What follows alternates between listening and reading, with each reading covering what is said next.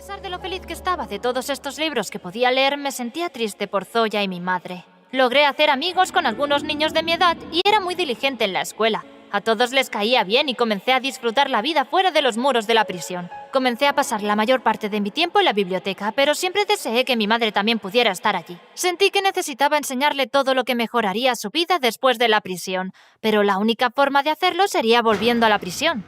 Pero nunca, de ninguna manera o forma, quería volver a ese lugar. Todos los días deseaba poder librar al mundo de toda la rabia y el mal para que no hubiera necesidad ni uso de las cárceles. Pero parece que mis deseos no eran suficientes para que esto sucediese. Todo lo que me pasó después me llevaba a prisión una y otra vez. Era como una especie de maldición familiar, como si tuviéramos que vivir nuestras vidas en prisión.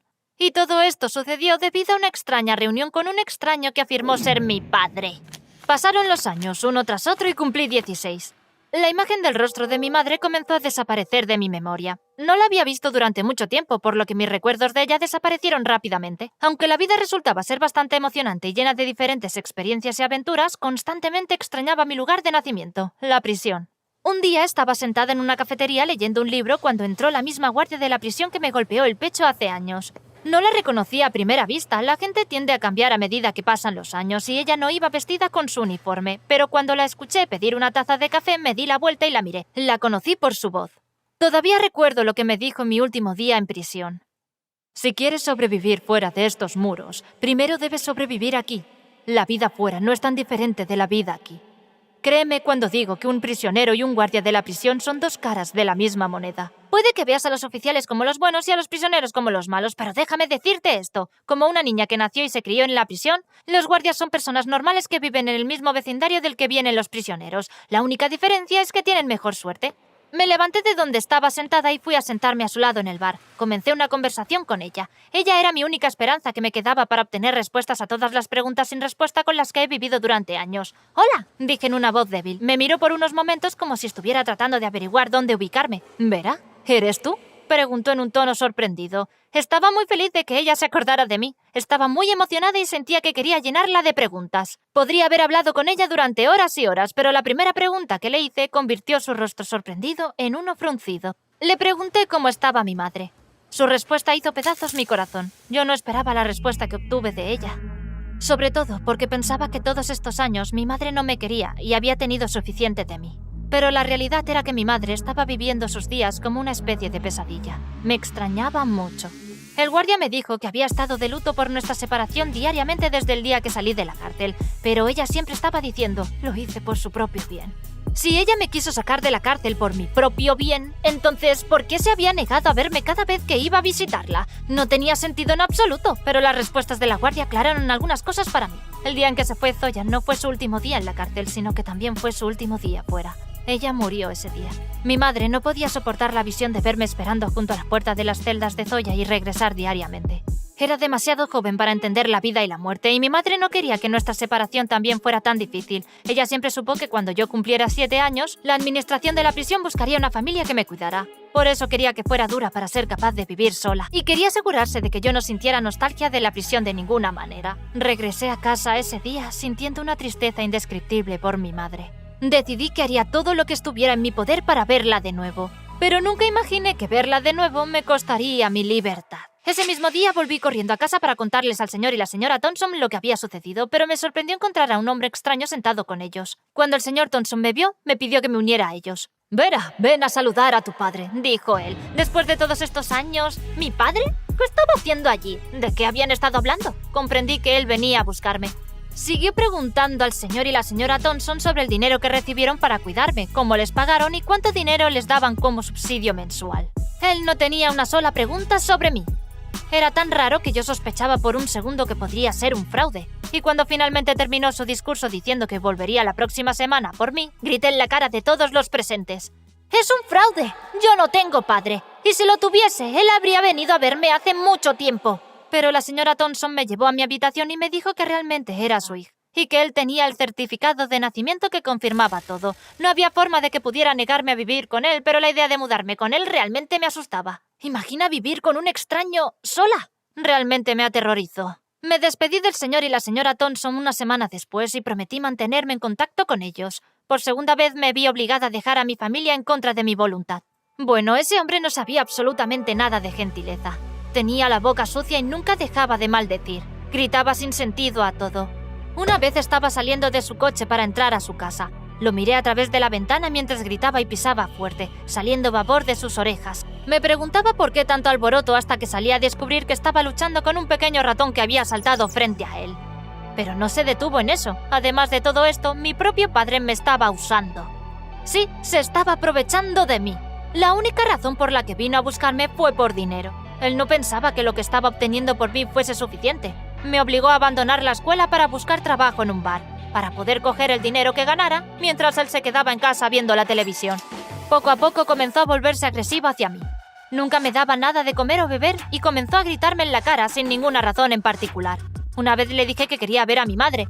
Él se negó y ese fue el punto de ruptura para mí. Cerró las ventanas y me encerró en la casa durante más de una semana. Ya no podía soportar vivir así más tiempo.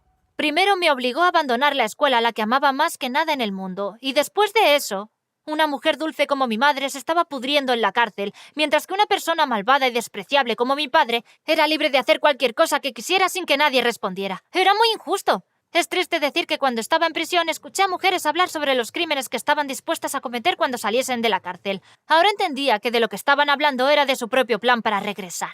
Tal vez entendieron que el mundo fuera de la prisión era mucho más peligroso que el que estaba dentro.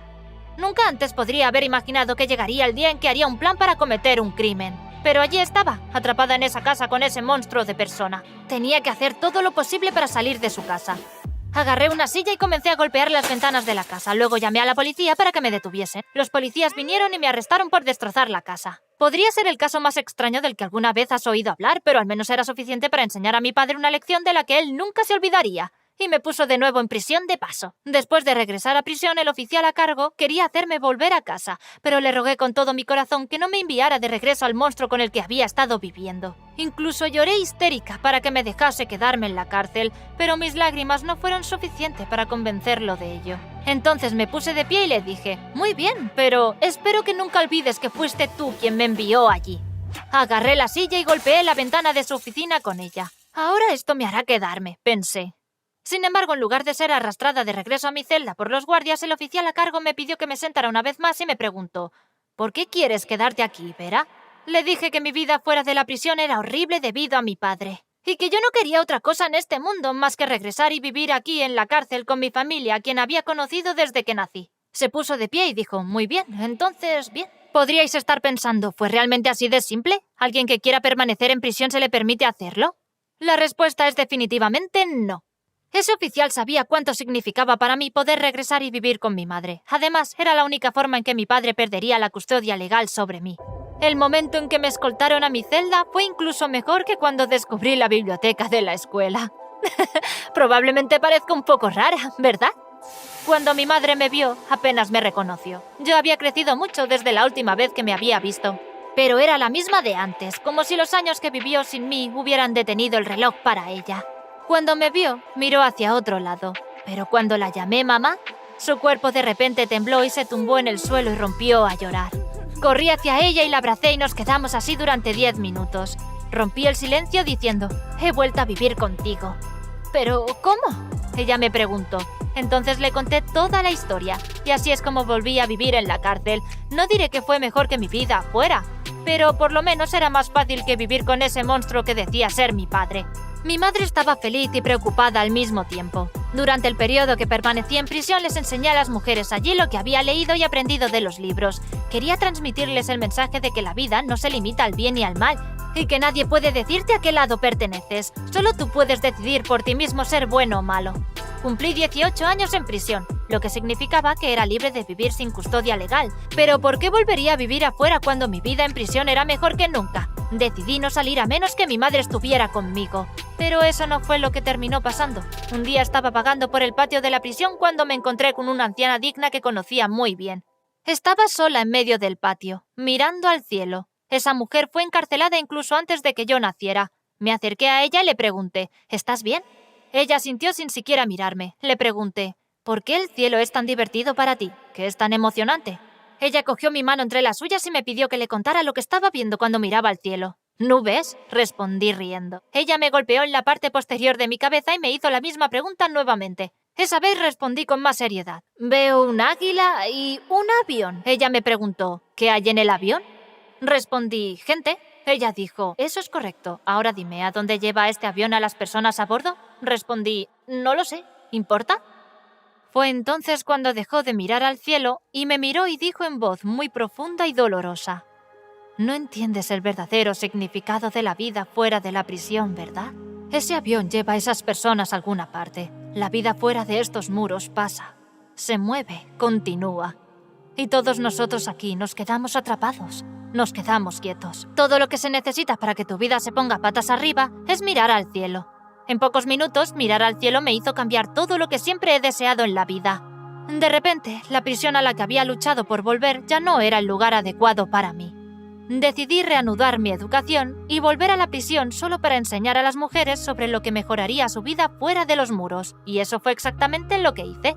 Esa vez salí de la prisión de una vez por todas y solo regresé para terminar lo que había comenzado. Ahora puedo decir con gran confianza en que la prisión hizo mi vida mejor, incluso sin yo ser una presa, y que he hecho las vidas de muchos de los que fueron encarcelados mejor también, porque creía en lo bueno que había en sus corazones. Ahora visito a mi madre en la cárcel todas las semanas, trabajo y continúo mi educación para mejorar la situación que mi madre encontrará cuando salga de la cárcel.